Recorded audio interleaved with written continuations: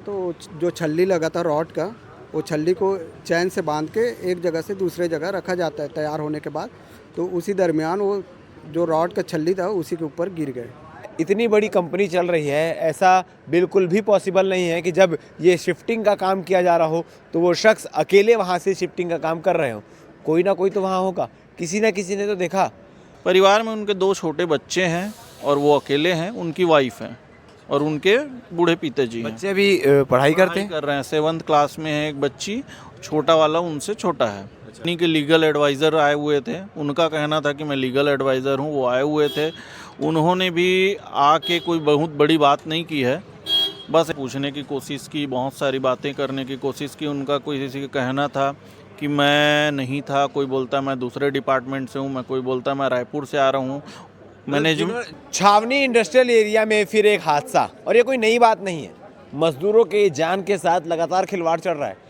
खबरों के माध्यम से हम लगातार दिखाते आ रहे हैं कि जितनी भी इंडस्ट्रीज चल रही है, मैं दावे के साथ ये कह सकता हूँ कि वहाँ पे 80 से 90% इंडस्ट्री में सेफ्टी नॉर्म्स का पालन नहीं किया जा रहा, मगर जिला प्रशासन आंख मूंद के बैठा है और लगातार मजदूरों की जान जा रही है। आज फिर एक ऐसी घटना निकलकर सामने आई है जहां पर मधुर आयरन में एक शख्स, एक युवक की मृत्यु हो गई है, और वो युवक जिसके परिवार में उसके 2 छोटे छोटे बच्चे भी थे। इस वक्त पूरा परिवार बीएम शाह अस्पताल के ठीक सामने मौजूद है। उनसे बातचीत करेंगे कि आखिर पूरी समस्या क्या है, क्योंकि उनके भाई हमारे साथ मौजूद है। बातचीत करते हैं। जी, आपका नाम? संदीप चौहान। क्या हुआ था, घटना आपको कैसे पता चला?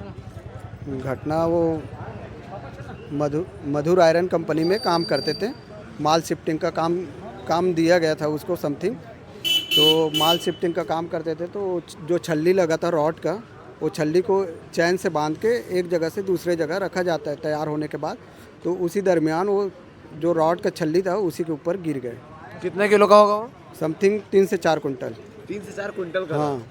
और सेफ्टी के नाम पे उस इंडस्ट्री में कोई व्यवस्थाएं है कि नहीं है? अब ये सेफ्टी के बारे में तो मेरे को जानकारी नहीं है, मैं तो गया नहीं हूँ उस कंपनी में, तो सेफ्टी के समथिंग नहीं रहा होगा उस सेफ्टी। कंपनी के उनके साथ वाले जो मजदूर है उनसे आप मुलाकात की है? नहीं किया है। अभी किसी से मुलाकात नहीं की? हाँ। अस्पताल आए थे वो लोग?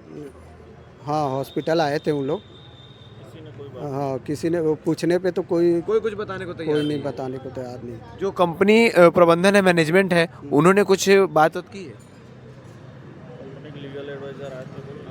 हाँ जी। कंपनी के स्टाफ आए हुए थे, 10 से 20 स्टाफ आए हुए थे। मैंने उनसे पूछने की कोशिश की, बहुत सारी बातें करने की कोशिश की। उनका कोई किसी का कहना था कि मैं नहीं था, कोई बोलता मैं दूसरे डिपार्टमेंट से हूँ, मैं कोई बोलता मैं रायपुर से आ रहा हूँ। मैनेजमेंट जिन्होंने आंखों देखी घटना देखी, उसमें से कोई नहीं आगे बताया कि भैया ऐसे हुआ था करके? जी बिल्कुल भी नहीं, और ना ही उन्होंने किसी ने कहा कि हमारे सामने हुआ है ये। कंपनी के लीगल एडवाइज़र आए हुए थे, उनका कहना था कि मैं लीगल एडवाइज़र हूँ, वो आए हुए थे। उन्होंने भी आके कोई बहुत बड़ी बात नहीं की है, बस एक सांत्वना तौर पे बात की है और कल सुबह मिलने की बात की इसी जगह। परिवार अभी क्या चाह रहा है, क्या मांग रख रहा है परिवार अभी? परिवार में अभी हम लोग तो यहीं हैं। परिवार में आज ही की बात है तो परिवार में तो असंतोष छाया हुआ है, परिवार में मातम छाया हुआ है। तो अभी कोई बोलने बताने के तो हम उसमें नहीं है, लेकिन अभी मीटिंग होने के बाद में हम लोग को कम से कम 50 से 60 लाख रुपए की मांग करेंगे उन कंपनी से, ताकि उस परिवार का कम से कम। परिवार में कौन कौन था उनके?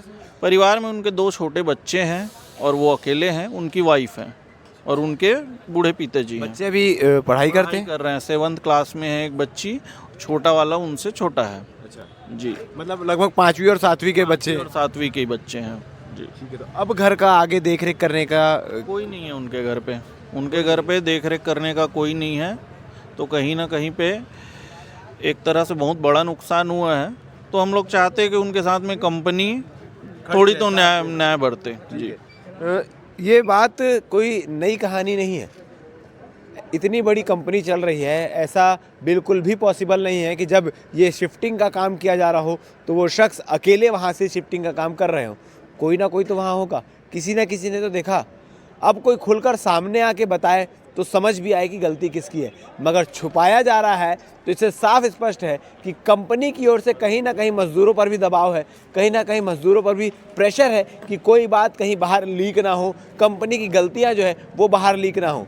सिर्फ ये एक जान की बात नहीं है, इस तरफ जो छावनी बेल्ट की मैं बात कर रहा हूँ, जहाँ तमाम इंडस्ट्रीज़ चलती हैं, वो पूरे इंडस्ट्री का यही हाल है।